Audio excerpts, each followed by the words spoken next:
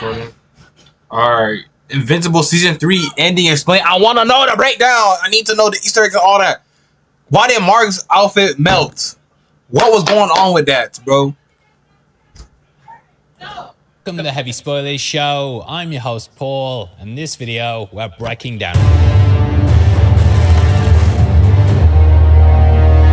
Season 3 is now at an end, but Episode 8 has a lot going on. We're calling it Glenn's Revenge. This includes a gigantic battle and also a massive tease for the future. That post-credit scene are all completely new, but I forgot about that. Theories on that too. Where the main focus is though is with Conquest versus Mark. Starting right in the title, we pick up where we left off last week. That title at the start means we're diving right into it and we see the punch playing out. It's completely earth-shattering and the shockwaves a big way to kick off the fight. Mentioning in his sale pitch, Conquest says the truth is that he wants him to resist. Now this is almost beat for beat like how it is in the comics with them perfectly recapturing the fight. If you want to dive into the books, then I suggest you pick up issue 62. Then work your way up to issue 65 and you'll basically have the outline of this fight in the comics. Now most of the episodes one-to-one, however, they change up a lot of moments of the dialogue. Conquest's also voiced by Jeffrey Dean Morgan, which is such a great fourth wall breaking moment. That's because both him and Steven Yeun worked with Kirkman on The Walking Dead. There Yeun played Glenn, and in his last scene, Glenn was killed by Negan. Negan was of course played by Jeffrey Dean Morgan, with this scene being a carryover from his first season. Technically not his first scene because it was broken up by a season, but technically it's a continuation of the scene that the character first appeared in. So having them face off against each other again, it's a full circle moment and I love seeing this fight. Glenn won! It was Glenn who smashed his head in, yay! Now sadly, Invincible on TV is over until we get season 4. However, that doesn't mean your time with Mark has to stop and you guys definitely need to play Invincible Guarding the Globe. The Ubisoft squad-based RPG lets you play in the Invincible universe with a brand new storyline. Never before seen in the comics or show, it's brilliant for fans just like you. Someone's unleashed a deadly clone army and you have to work alongside Cecil to get to the bottom of it. So you get some great clashes and unique fights that you've never seen in the comics or show. It's gory, over the top, and filled with graphic multi-battle action that I know you're gonna love. Assemble your lineup of heroes and deploy them into blood-soaked fights. And when it comes to the game, each squad member has a role. You've got your attacker, has some subtle minor differences. The clash is broken up into segments, with the initial one being more of them just tackling each other. Conquest's speech about the Viltrumite Empire is pretty much the same, but they actually cut short some of what he was saying. In the comics, Conquest doesn't get to finish the line of loving to have his fist drenched in blood. Mark attacks him just before he gets to blood, which changes things up slightly. I actually like that he got to finish his line though, as it puts him in a position of being a bit more dominant. In the comic, Mark cuts it short, and it's kind of playing into how he's more of a match there. Letting him finish it though, it just subtly shows who it is who's got the power here. Now in case you don't know, Conquest was one of the survivors of the devastating Royal Rumble that wiped out 50% of the Viltrumites. They wanted to build a world where only the strongest survived and thus made everyone fight everyone. He came out as one of the winners and thus we can gather he's extremely powerful. Not to get too far into spoilers, but there was an event on top of that weakened the race and severely diminished their strength. This left this once godlike being open to attack. Coming face to face with the Ragnar, they ripped off his arm and blinded one of his eyes. We've actually seen them in the series before, and they're who Nolan left a clue about in his books. However, one thing you have to know about the Viltrumites is that the more they age, the stronger they get. Their aging also slows down as they get older, so Conquest must be like super old to look like this. But Mark sees it as being a warm-up, and his line about this is pulled directly from the comics. The following fight of them going through the building is relatively the same, but there's a couple of altered moments here and there. On the whole though, Conquest is absolutely terrifying, and I love how he smiles throughout the battle. Him saying "you're getting there," that was always a line that stood out to me in the comics. He's pretty much like Battle Beast, where he spent his life desperate for a worthy opponent. Guy doesn't fear death at all, and instead just wants someone that can match him. And hey, Mark seems to get towards it. Smacking his ears, he of course also did this against the Mohawk Mark last week. Raz that messed him up though, we see how it doesn't affect Conquest in any meaningful way. Guy actually compliments Mark for it, which is a moment taken right out from the books. Screaming he wants more, that line tells you how much of a nutcase he is. The fact is, as well, that he completely has Mark at his mercy. Whereas with Nolan, you know, he was probably going to hold back on his own son. There's absolutely no reason for Conquest 2. Anissa teased him, and now we're seeing him come in full force, not messing about. This idea of being a complete psycho is also enforced when they journey into space. Though the scene happens in the comics, the Bloodheart bit all brand new, and it just makes him seem like a nutter. They then fall back to Earth and fight along the way just like the comics. I'm just locked in. I just want to know everything that's happening, bro. Match as well. I love how Mark asks if he thinks things are going to go his way, and his response is to just show how powerful that he is. I think fans of the comics will love these moments as they just managed to recapture it so well from the books. That face smash especially, it's one of those ones you really felt as you read it, and yeah, as a fan, I was so happy to see it on screen. Now from here, we get some further differences. In the book, when Oliver sees the fight on TV, he just immediately leaves the house. Debbie doesn't really get the chance to even talk to him. That a dude? He's already out the door before she can even speak. Here though, they give that moment more room to breathe. So the whole permission thing is a really nice touch, and it helps to show Debbie's change of view. Earlier in the season, she didn't want anything more than keeping Oliver locked up and out of harm's way. However, I think now she's seeing how, even in the worst of circumstances, that those who can act need to. It's kind of like parents who don't want their kids to go off to war and be soldiers. They probably understand why they have to, but there's also that side that doesn't want them to go. Debbie's been through that all now, and she's encouraging Ollie to do what's right. She knows he's one of the only people who can, and even though she breaks down and cries, she sends him off to fight, which just adds so much more to the character. Another difference happens when Mark finally comes to in the book. It doesn't show him spitting up blood or the Jurassic Park style vibrations that signal Conquest is coming. Conquest also comes out of the rubble below and not from above like he does in the show. We also have snow falling down at the start of the scene. I did wonder if it was playing on nuclear fallout or ash from the devastation around them, because it sure doesn't look like winter. We then see how powerful that Conquest is as one hit against Mark almost levels the city. These godlike battles are absolutely insane, and it's something I think fans have been crying out for years. Oliver chasing them down and Conquest not letting Mark surrender is the same, but we get some added dialogue. Conquest going through the building is another exact panel match. Also love how Mark attempts to talk things out, but Conquest doesn't want to stop the fight. Just highlights how merciless that he is and how he's not really there to work anything out. Whereas Anissa could at least be talked to, Conquest isn't there to negotiate. With the Viltrumites, you only get one chance, and then the next thing they send could be your end. Even his name Conquest, you know, it tells you exactly what kind of character he is. He's not seen as a person, he's purely just a purpose. So seeing him unleash and say he won't even give Mark the option to surrender, it really raises the stakes. That bit with the stop, it's all pulled from the work, but it plays out a lot more impactful when it's done in the show. They actually add more to him in the episode, as in the comic, he never tells him to keep going. Here though, he's sort of egging him on and even telling him he still has a chance. Now, like the fight against Omni-Man, we also get to see more of the civilian deaths. That's something that was missing from the comics, and stuff like the train scene, it was all completely absent, which I always appreciated as it just added more weight. Here Mark looks about and we spend a moment to just see the devastation. Like there's a guy with his leg torn off. It just acts as motivation and really lets us as an audience put ourselves in their shoes.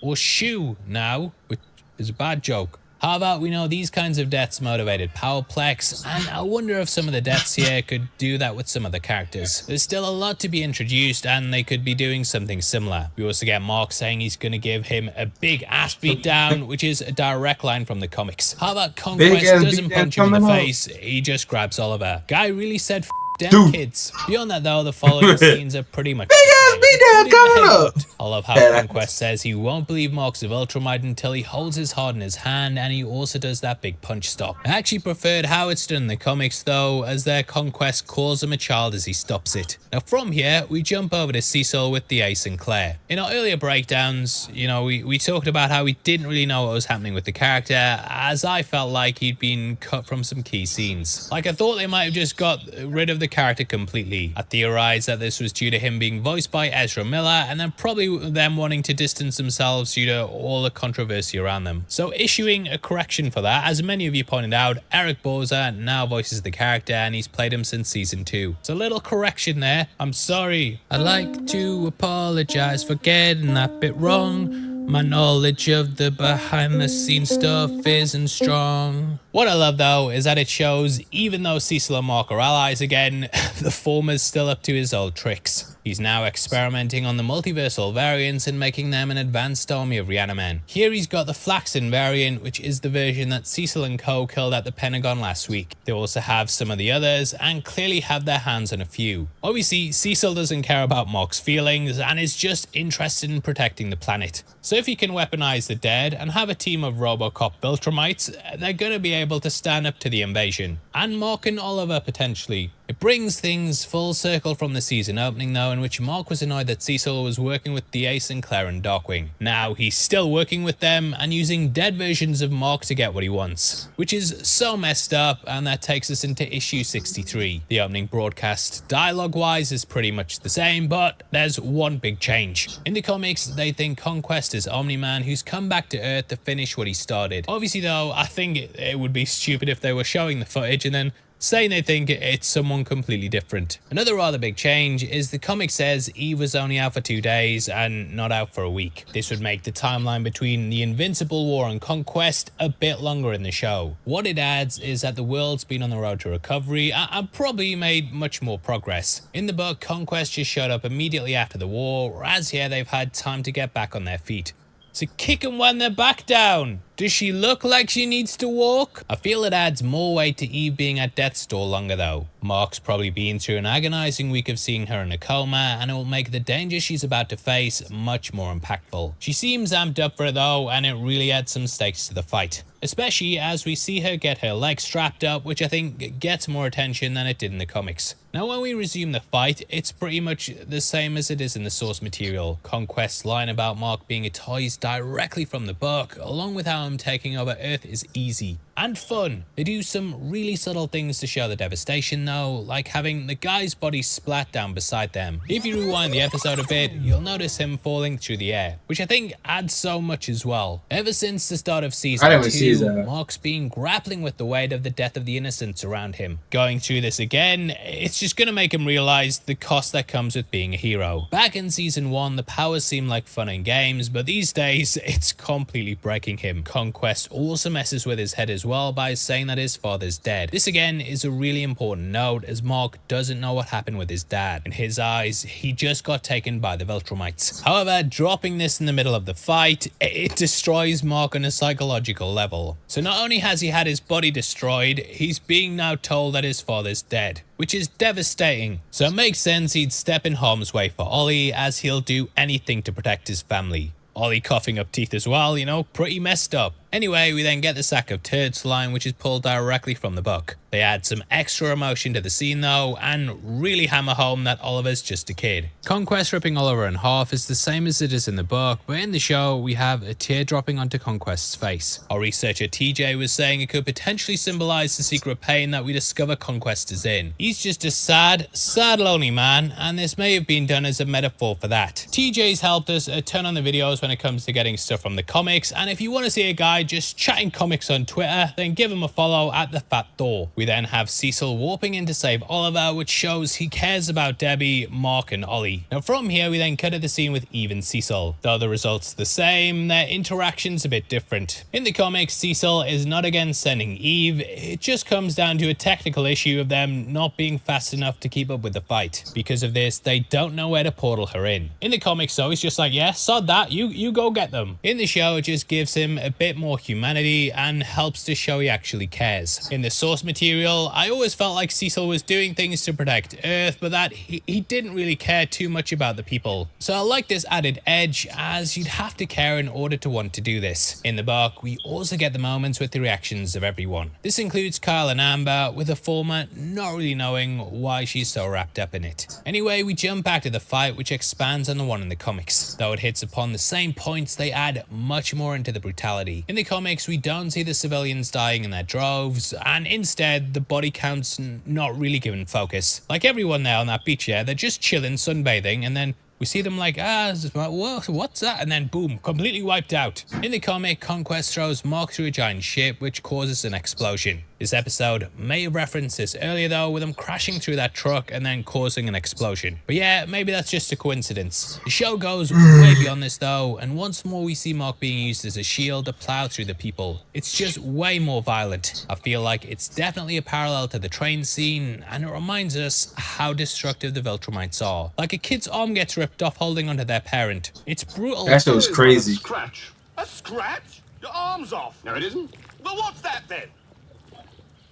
I've had worse. Smiling one minute and then next he can't even hit the thumbs up. Well, with that hand anyway. In the book though, I did like that the ship destruction was a military vessel, as it shows how useless our armies would be against them. Either way, it just highlights how Conquest is worse than Omni-Man, as he's even more destructive. I have to be honest, like I rewound it because it's rare you see violence like this in a comic book property. Now we also have some additions with how they handle Eve. In the comic, Eve believes that she's going to save Mark from Omni-Man. I feel like this could slightly change the dynamic of her intentions going into this fight though. In the comic, she was never really in the personal scenes with Oliver like she's been in the show. I don't know if she would have held back by having them do it, or yeah, they might just be playing it differently. Like you can clearly tell it's not Omni-Man, and Mark's already told Eve he met back up with his father to fight against the Viltrumites, so I think it would have made things a bit muddier. In the comic, she also never builds a suit of armor. Conquest immediately breaks her force field and just punches her face off. No John Travolta. So I think this is just giving her more to do and showing she can actually put up a fight before what happens later on, increasing the density of the air to slow him down. It's just a really creative way to show her powers. However, this is I hate how and Conquest seems unstoppable. If she could do that, make the air more denser, why don't she just do that from the first place? Like on some The Force, on some Fuji, the dude from One Piece that controls gravity. Just like make him just keep pushing him down the ground, make the air around him stronger and stronger, just like pumping him on the ground or something, bro. Instead of building like you're on fucking Fortnite. Well, she's in Fortnite, but like this is not Fortnite, bro. What you building walls for? Building stairs, building a whole 1x1 and shit. What the fuck is you doing? Moment where Eve falls as tears form in her eyes, you really get the feeling that this is the end. Conquest talks about how he was given permission to let loose, and obviously it highlights it's because Nolan's still alive. Mark doesn't know that yet though, but his dad stands as an affront to the Viltrumite Empire. Now in the comics, Mark doesn't yell out for Cecil. He just tells her that if he's watching, he'll send someone. Obviously though, that's a way less painless way to show his despair. It also adds into him wanting to return to a partnership with the character. Throughout the season, they've been on shaky grounds, with Mark even attacking the Pentagon. So for him to scream out for him like this, it shows who he really puts faith in when the chips are down. Now what is the same is the I Can See the Future line, which is on the last page of issue 63. That then takes us to issue 64, which begins the same as the show. We have Conquest laughing and asking how Mark thinks he can still threaten him. Mark punching Conquest's arm so hard it breaks his hand. That's an exact match to the splash page in the book, which I loved. And yeah, I remember reading this and thinking it was probably the most powerful thing that Mark had ever done. Like I know he's lifted heavy stuff, but yeah, the impact of that,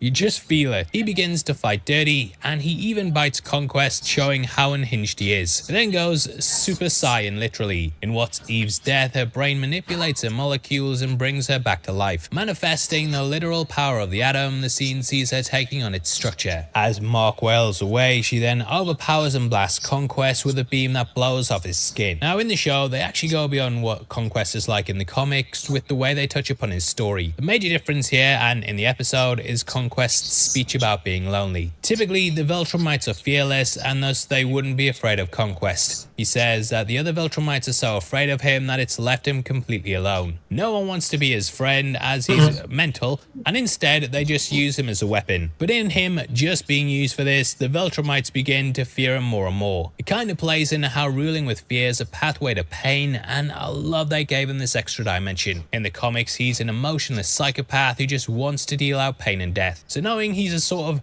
victim to the Viltrumite Empire's way of thinking, it really adds some depth. With Nolan, we've seen how their indoctrination kind of wears thin when someone builds an emotional connection. So I love the flip on this, and in that if someone's unable to get that, they then feel isolated. So they end up just messed up as well, and it speaks to the flaw in their thinking. Some days he wants to cry out, but no one will care. This just gave him so much depth and is probably my favorite addition in the series. He then rises up behind Mark after seeming like he's defeated, which kind of riffs off when the Terminator skeleton rose from the fire in the first film. Where things stay the same though is as Conquest getting headbutted repeatedly. That's exactly the same as the page, and it's a great way to close out the fight. Like, Mark has completely destroyed his hands, and thus this is all he can do. The headbutt in the comics, they just have Mark towering over him, and then the same panel repeated in the background over and over. So it just gives the idea he smashed his head like it was the subscribe button and kept hitting it over and over until it said subscribe. Now in the end, Mark just stares down at his lifeless face and it sits in a puddle on the floor. Got you, Negan. I got you back, Negan. That's for revenge. Mark regaining consciousness one more though, and then crawling over to Eve. That's handled exactly the same. However, you might notice that they're lying on opposite sides in the comic. I'm sure, and I might be wrong about this, but I'm sure in season 1 they did something similar and had something on the opposite side, and this highlighted that the comics and show exist in their own universe. Though they're following relatively similar paths, they have these little changes that highlight they're in different realities. It's the multiverse. But that also explains the differences and why they're not exactly beat for beat. I can't remember whether it was this show or another similar one, but hey, the explanation fits, so we're leaving it in. Now the book then features the cavalry arriving with the collection of Image heroes coming to the scene. This includes Savage Dragon and the like, who I don't think they have the rights to for the show. Not 100% on that, as I've said similar things with other characters before, but we do see Tech Jacket. Still hasn't been introduced properly, but yeah,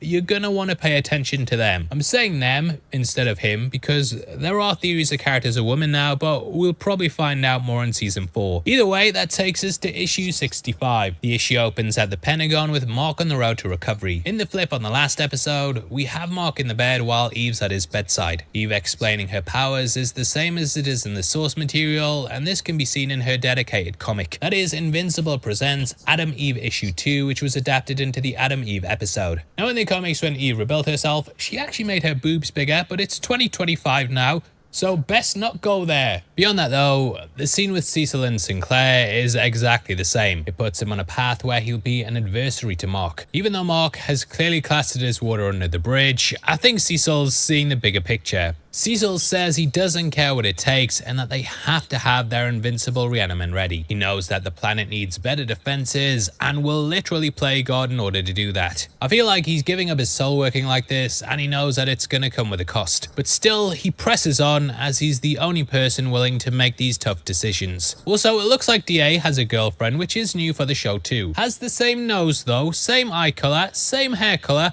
and I did wonder if this was actually a clone. Don't want to go down into that theory time though. Now beyond this, Cecil later goes against Mark's wishes. Mark in the comics doesn't say to burn Conquest's body, whereas in the show he makes it clear. There, you know, they just think he's dead and it's like, yeah, whatever, do what you want with his body, mate. Have fun. However, this will once more set the pair going against each other, and it shows that Cecil doesn't respect his wishes. When can you start, Oliver? Before that though, we get a scene with Debbie, Mark and Eve in the hospital. There's a couple of differences from the comics, as when Debbie comes in, Eve and Mark are kissing. Debbie talking about being sorry and that she could have taken him away from this is all similar, but she doesn't go as far as saying she's disgusted. She's a lot more upset in the comics though, and has tears running down her face. Here though, I think she's just blaming herself and how she pushed him into wanting powers. Mark says she's done everything right, but it's clear Debbie doesn't think so. Either way, due to the amount of crap going down, they haven't really had time to mourn Rex. The scene of Mark finding out about his funeral from Eve is also beat for beat. However, in the comics, Mark asks Eve if he can come, which is the only major difference. It's important for him to be there, as Rex, of course, not only died fighting a version of him, but the pair have also built a friendship. Though they were allies in the books, they didn't really have those personal moments that they do in the show. Here, I really felt they built a bond though, and it just hits much more. At the funeral, Robot's speech isn't word for word, but it is pretty similar. He announces he's changed his name to Rex, which will get complicated. He clearly wanted to be him though, and even cloned him to copy his looks. So yeah, getting a bit creepy, which we'll get into more in season 4. Monster Girl says she loves him though, and for now, it's a bittersweet moment. Now on the flip side of this, Eve's speech is the same as the comics. She says he was her first, and breaks down now that a big part of her life's gone. One slight difference is that Mark is in crutches and casts in the comics, whereas in the show he has cybernetic casts. The comic was written 20 years ago or whatever, so maybe they just updated the tech. Also, he can fly as well. The conversation after is almost exactly the same though, with the following scene of them returning home. To be fair to them,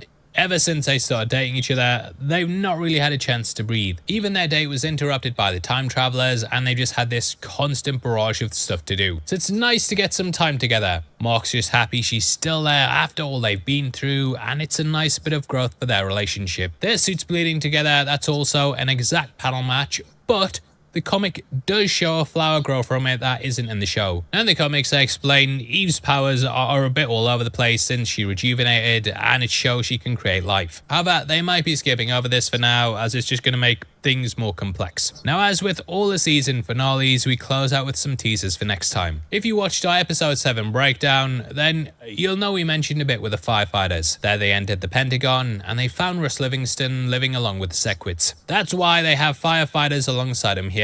Either way, that scene plays out, and we see Battle Beast being discovered in space. This is another scene that comes from the comics, namely Invincible 73. Frozen, at the moment, he eventually gets thawed out, and he's going to be looking for a new challenge.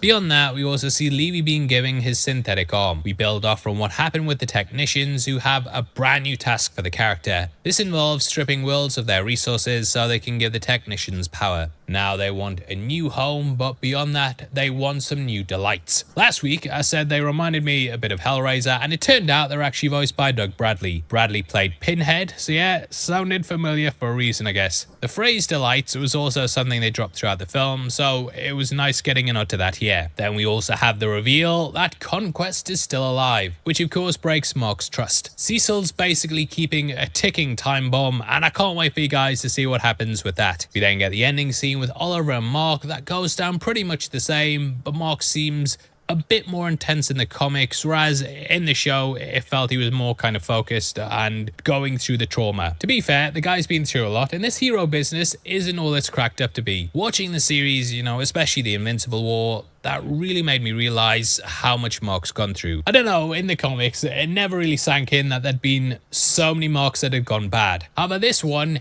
even with everything's remained good at his core, for now at least. We then end with him committing to killing whoever opposes them, and in fighting these monsters, he's become one himself. Earlier in the season, he tried to teach Ollie that killing was wrong, but over time, this is completely worn away. He's seen firsthand he has to step things up, as his enemies won't give him any quarter. We've also seen through his variants what kind of path this puts Mark on. Those willing to kill eventually become corrupted and just as bad as the people they're fighting, if not worse. However, we totally get it and understand why he has to be that way. It's a powerful way to close out the season, and the guy's not really going to get a break with what's coming. But wait, there's more. It's not the end, and we actually get a credit scene that's brand new for the show. Damien Darkblood has returned after Cecil exorcised him during season 1. Here we catch him meeting with a demon, but I've got no real idea where this is going. Me and TJ were searched high and low, and we couldn't find any scenes similar to it. Like, we looked through every Image comic with him in that was linked with the Invincible universe and found nothing. Darkblood only appears in Invincible 8, 10, and 16, and we get a one-panel reaction shot of him in Invincible 100. Before that though, Invincible 16, that's where he investigates the Guardian's murder.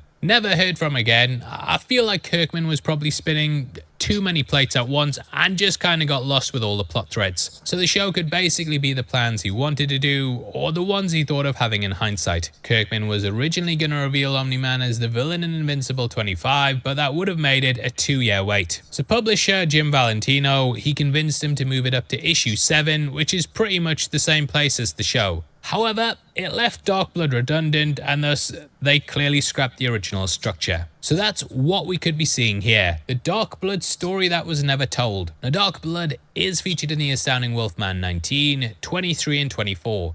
However, again, he just plays a minor role. We again only see him being a detective, and there's no demonic powers. However, one interesting detail that TJ found was a panel from Astounding Wolfman 23. This is where he says he's resistant to heat when asked if he could perform a spell. His Image page also says he has a vast knowledge of magic, but this page indicates to me he doesn't really use it that often. Now, there's another scene in Guarding of the Globe 6 which feels like it has a similar connection. This is the leader of the Order, Set, talking to some mysterious unseen figure. Similarly, he's kneeled in front of a shrine. As for Set, his first appearance was in Guarding of the Globe issue 1. Set's origins are known, but he comes from another dimension and battles with his brother Thoth for control of different worlds. They do this to prove themselves worthy to their father, who's never revealed in the comics. However, Set has specific rules to his missions, such as not being able to use powers or take off his mask. Now maybe they're borrowing some of this storyline for Dark Blood. It's also possible they could be tying this in with Kahor, as he's completely new for the show. Set is the name of an Egyptian god, so they may be tying the two together.